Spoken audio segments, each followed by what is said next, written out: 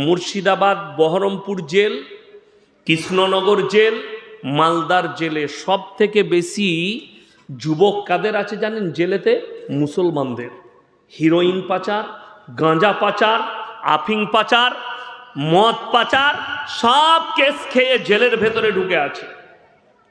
আমি বলিনি, আমার কাছে মোবাইলে রেকর্ড আছে। নদিয়ার কালীগঞ্জ থানা 2 সপ্তাহ আগে পুলিশে রেড করেছে হাই রোডের ওপরে, 40টার মতো বাইক দাঁড় করিয়েছেন।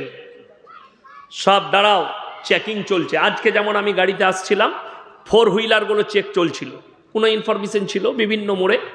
আমার গাড়িটা আটকিয়েছিল ওমরপুরের কাছে। যখন আমাকে দেখলো বলে আপনি চলে যান, আমি বেরিয়ে এলাম। বাকি আরও গাড়িগুলো সব আটকিয়ে রেখেছে। তো সেখানে হিন্দু মুসলিম সব ধর্মের ছেলে আছে। সেখানকার বড়বাবু ভিডিও চালু করেছে, সবাই নিজের নিজের ব্যাগগুলো টেবিলে আর দেখাও কি কি আছে। সবাই দেখাচ্ছে। সেখানে একটা বাইকে 2টো মুসলিম ছেলে ছিল, বাইকটা অ্যাপাচি বাইক ছিল, টিভিএসের অ্যাপাচি বাইক। তাদের কাঁধে ব্যাগ, যেমনি ব্যাগটা খুলেছে, ব্যাগের ভেতর থেকে 2 কিলো 200 গ্রাম আফিং আর হিরোইন বেরিয়েছে, যার বাজার মূল্য 1,10,00,000 মতো। তাদেরকে জিজ্ঞেস করলো কে দিয়েছে? বলছে স্যার আমরা চিনি না। কোথায় দেবে? যাকে দেবো তাকেও চিনি না, অমুক বাজারে, মানে ওখান থেকে 20 কিলোমিটার পৌঁছাবে। তোমাদিকে কত টাকা দিবে? ওরা 5 লাখ না 7 লাখ টাকা বলল দিবে। এখন এই ছেলেগুলোর, এই ভারতবর্ষের কোনো বাপের বেটা উকিল 6 মাস এখন এদিকে বেল করাতে পারবে না, ডাইরেক্ট জেলের ভেতরে থাকবে। আর্মসের কেস, গাঁজার কেস, হিরোইনের কেস, আপনার সিরাপ পাচারের কেস, ডাইরেক্ট 6 মাস জেল খাটবে। তারপরে তার আপিল হবে কোর্টেতে। এই 6 মাস তার পরিবারের অবস্থাটা কি হবে? তার সন্তান, তার পরিবার। অথচ এই হিরোইন পাচারটা হারাম না হালাল? হারাম। সে জানে, তারপরেও করছে। লটারির টিকিট হারাম না হালাল? আপনি ধুলিয়ান বাজারে চলুন, খালি কটা মাল দেখবেন খালি টেবিল লাগিয়ে বিক্রি করছে। ঠিক বললাম না ভুল বললাম? আপনি চলুন, কে না মুসলমান। আমার গলসি বাজারে, বাজারটার নাম গলসি, আমার থানার নাম গলসি। তো একদিন আমি মেয়ের জন্য খাবার আনতে গেছি, একজন টেবিল তো লাগাইছে, লটারি তো লাগাইছে। তার সামনে দেখছি আপনার ওই পাথর চাবড়ির আর আজমিরের 2টো ছবি দিয়ে আছে আর ফুলের মালা। আমি বলি এগুলো কি? বলছে খাজা বাবা বরকত দিবে। আমি শালা লটারিতে খাজা বাবার বরকত সম্ভব হবে?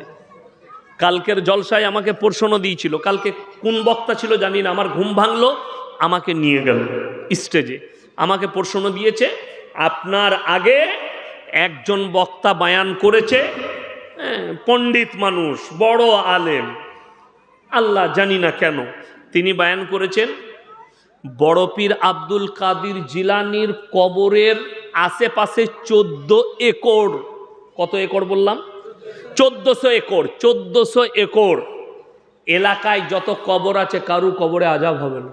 আমি যা বুঝে করব, পেলে কোথায় ও নিজেও জানে না কোথায় আছে। আমি বললাম এটা যদি সত্য হয় তাহলে আল্লাহর নবী সাল্লাল্লাহু আলাইহি সাল্লাম কোথায় শুয়ে আছেন? মদিনার মাটিতে, ঠিক কিনা কথা বলেন? মদিনার মাটিতে। তাহলে তো মদিনায় যত বেঈমান কাফের যারাই শুয়ে আছে তাদের আর কবরে আযাব হবে না, বেঁচে গেল। নবীজির থেকে কি দামি লোক হবে? হবে না। দুঃখটা কোথায় জানেন? আজকে সমাজ শেষ হয়ে গেল। কিছু মানুষের আজকে ইসলাম তো টোল হচ্ছে। আমি মোবাইলে দেখাবো ইসলামকে নিয়ে কিভাবে টোল হয়েছে। 1 মাস আগে আমি জলসা করতে গেছিলাম চোপড়া ইসলামপুরের কাছে। এরম মুটা পাগড়ি বেঁধে উত্তরপ্রদেশ থেকে একজন বক্তা এসেছিল। তো তেনার জলসা আমার থেকে 5 কিলোমিটার দূরে, আর আমি 5 কিলোমিটারের মাথায় আছি। তো আমাকে রাত 11টায় টাইম দিয়েছে, আমি শুয়ে আছি, মোবাইলে দেখছি লাইভ তার জলসা। কি বয়ান করছে জানেন ওখানে? मेरे दोस्त सुनो सुनो, बड़ा पीर कौन था? बड़ा पीर वो थे जो जब कब्र में गए दफन किया गया और फरिश्तों ने आके सवाल कर दी कौला मर रब्बुका, तो उनको झप्पड़ लगा दिया। मैंने बोला तुझे कैसे पता चला, तू तो कब्र में नहीं था, तो बड़ा पीर फिर खड़ा होके तुझे बोला। কষ্ট এটাই, কবরে কি তুই ছিলি? তুই কি করে জানলি কবরের ভেতরে এরকম ঘটনা ঘটেছে? কথাটা বলেন।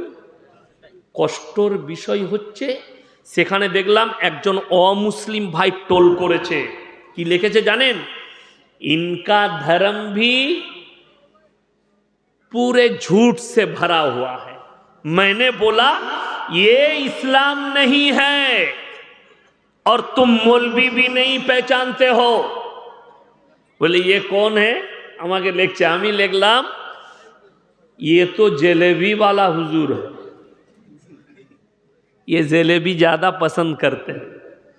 আমাদেরকে অনেকজন বলে যে এদের পেটে হালুয়া রুটি হজম হয় না। আমরা তো বলি নাই হালুয়া রুটি হারাম।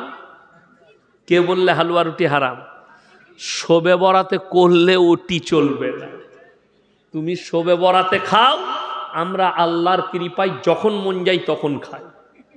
আমি আজকে ফজরের সময় ঢুকেছি, আমি ঢুকে আমি বললাম বিবিকে নামাজটা পড়ছি, তুমি একটু ছিঁড়া পিঠে করো আর খেজুর গুড় দিয়ে খাবো। 2 পিস খেয়ে নিয়ে একটু আরাম করলাম। কে বললে খাবো না? দুঃখ হচ্ছে ইসলামকে আপনারা মজাক বানিয়ে রেখে দিয়েছেন, যার মারাত্মক কারণ আপনি বলুন। এই লটারিওয়ালা যে লটারি ব্যবসা করছে, লটারি কাটছে, এ মসজিদে ঢুকে না? ঢুকে না? ঢুকে। আর আমাদের দেশে জান্নাতে যাওয়ার লাইন দারুণ। সুদখোর, গাঁজাখোর, মাতাল, লটারি ব্যবসায়ী, এরা সহজে জান্নাত পেয়ে যায়। কোথায় জানেন? জলসায়, মাদ্রাসা।